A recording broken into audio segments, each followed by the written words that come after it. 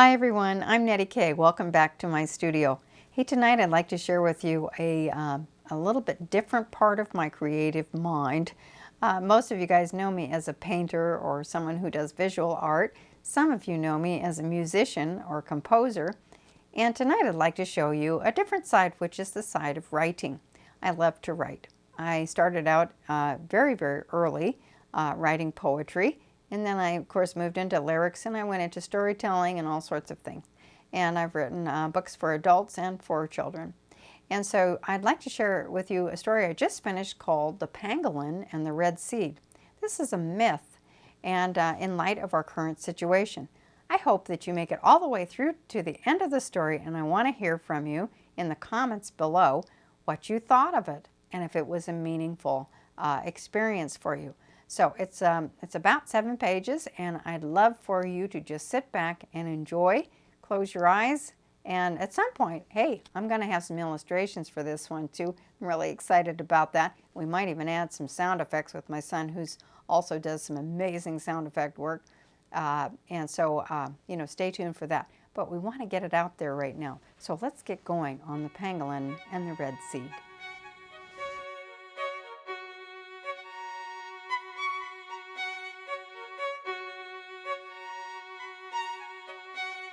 The Pangolin and the Red Seed. It was the year of the metal rat. However, upon reflection, perhaps it should have been called the year of the pangolin. On a dark, damp floor of a large stone tower, one of these rare animals sat chained to a wall. The shy pangolin was the prized possession of the first elder in the Order of the White Cloak.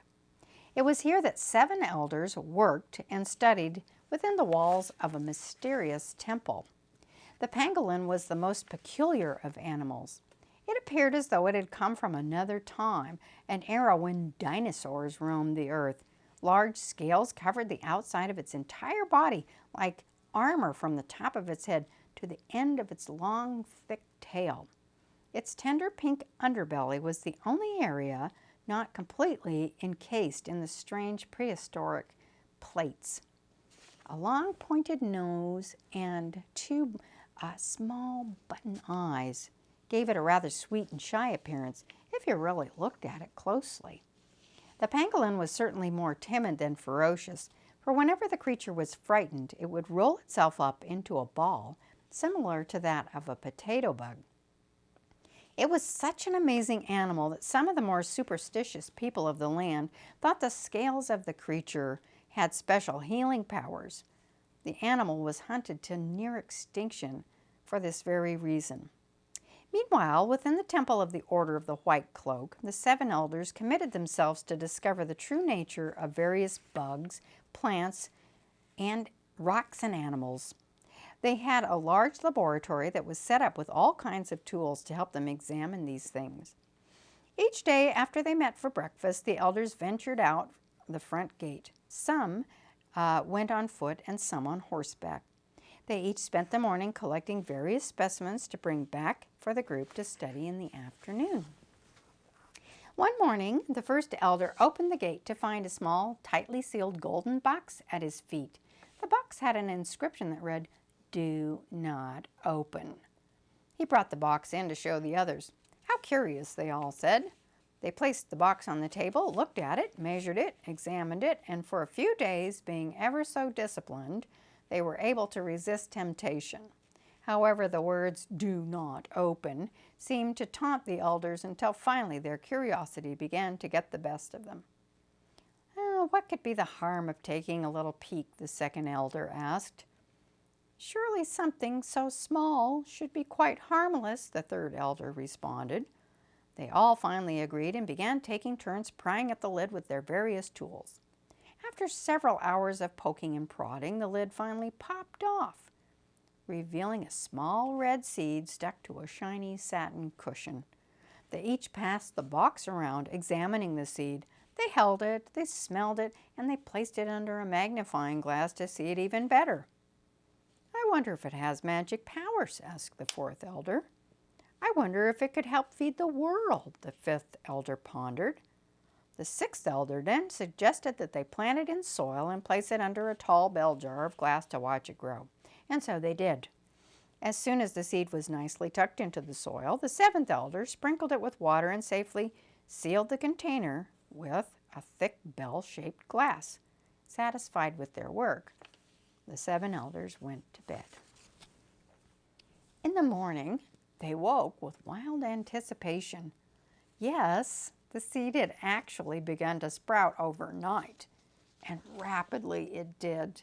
Small round pods began to form on the shoots of the plant, green pods with tiny red flowers. Meanwhile, the first elder began to notice something peculiar. The pangolin he kept chained to the wall of the laboratory seemed to find the plant fascinating, so he moved the plant a little bit closer to the animal. When the plant was close enough, the creature's eyes began to glow a luminous bright green. "Look, everyone, my creature is enchanted by our plant." The pangolin began to tug excitedly on its chain, wanting an even closer look. "Oh, how exciting! Let's move the plant a little closer to the animal and see what happens," said the seventh elder. As the plant was being moved within an arm's length of the animal, the creature suddenly began thrashing about, and the chain that was holding the pangolin to the wall broke away. The seven elders jumped back as the animal lunged towards the plant and wrapped the stalk around its long nose. The pangolin opened its mouth wide and swallowed the entire plant in one voracious bite. The seven elders were stunned by what they had just witnessed, but this was only the beginning. They watched intently as the creature's eyes began to glow even more with each passing moment. The animal began making a horrible, high-pitched sound that screeched up and down in a minor key as though it were singing an eerie song. As the song continued, the elders seemed to be hypnotized by the undulating noise. They watched as a strange green smoke began to billow in and out of the creature's nostrils with every horrifying phrase. "Ee-oh, ee-oh, ee-oh, ee-oh," it sang as the room began to fill with a green, glowing fog. The song continued for quite a while, until the elders noticed something else was happening to the back of the creature. Huge bumps were beginning to develop, rising from its shoulder blades, growing larger by the minute. Soon the beast twisted its shiny scales, and with the sound of a ripping cloth, its flesh tore away from its sides of its body, until it became obvious that the pangolin had suddenly grown a pair of enormous wings. "Oh dear!" exclaimed the first elder as he pointed to an open window high up in the tower. And of course, just as he said this, the creature began to fly. It flew around the room several times, increasing in speed with every lap and fanning the bright green glowing smoke to the elders below. The smoke swirled about the elders until they could barely see one another. And with a whoosh, the pangolin flew out the window, and the sound suddenly stopped. As the green fog began to clear, the elders looked at one another and around the room to survey the damage, only to notice that the first and second elders were no longer standing. The two elders lay writhing on the ground, choking, unable to breathe. The third elder began to see horrible visions. The fourth had a severe headache. The fifth elder was suddenly unable to smell or taste anything. The sixth elder began to shake with chills and then burn up with fever. The seventh elder began to twitch and cramp. All of the elders could barely put one foot in front of the other. And then it happened. The first and second elders stopped breathing altogether. Their lungs had been completely filled with the enchanted green smoke, which turned to stone within their bodies. Within moments, each of the remaining elders began noticing something truly terrifying. With every breath they breathed, that same green smoke was now coming from their own nostrils. And when they opened their mouths, the louder they spoke, the more smoke filled the room. They knew that somehow they had to warn the people to stay inside, for when the pangolin dragon had flown out the window, it headed straight for the village. The third elder decided to ring the bell in the tower. The bell was always rung as an alarm for the villagers when danger was near. Of course, as soon as the bell was rung, everyone ran outside to see what was the matter, at which point the dragon flew right over their heads, raining down billows of thick green smoke. Some of the villagers fell to the ground. Others saw horrible visions. Some shook with chills. Some could no longer taste or smell anything. And all could barely put one foot in front of the other. How were the remaining 5 elders going to get the word out to the surrounding villages if the smoke that came from their own nostrils was as poisonous as the smoke from the pangolin dragon? The 4th elder had an idea. On the walls of the temple were 7 sets of sacred white armor. Now, most armor is made from various metals, but this amazing armor was created from the tightly woven threads of a rare silkworm, the same fabric from which their cloaks were made. The helmets were strong, yet light, and covered the faces of the elders. The green smoke filtered through the silk. The smoke seemed to dissipate instantly rather than contaminate the air. They quickly strapped on their helmets, and they ran to the stables to mount their horses. Each of the elders went in a different direction as fast as their horses could carry them. As they entered village after village, they brought this message: "Warning, warning, the green smoke of the dragon will soon fall upon your town. Close your schools, shut your stores, your churches, and be still, and shut them down. Close your doors and all your windows. Bring the ones you love inside. Wait here patiently together till it's safe to come outside. Stop the weddings and all funerals and all birthday parties too, for any time you gather in a crowd, the dragon will find you." For 40 days, the elders tirelessly rode on and spread the warning wide. They told the world to wait, to cease their work, and for all to go inside. And for a while, the dragon seemed to wither just a bit, for there were not as many people to afflict. The smoke began to strike fewer and fewer until the dragon nearly quit. But before the dragon gave up its quest, in some lands the people soon became tired of staying indoors and remaining quiet.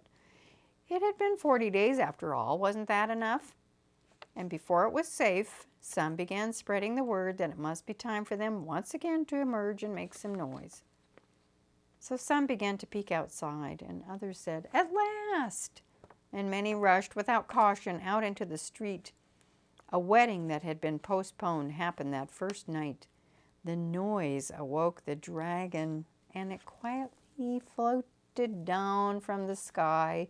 It mingled in the festive crowd, and with each deep breath of laughter, the green fog began to ever so slightly filter into the air around the wedding guests until one person coughed. And then another felt chills, and some saw strange visions, and others could no longer taste or smell, and all could barely put one foot in front of the other. And those who had laughed the loudest breathed deepest in the smoke, and once inside their lungs, the smoke turned to stone. The elders were dismayed, as all their words of warning seemed to come to nothing.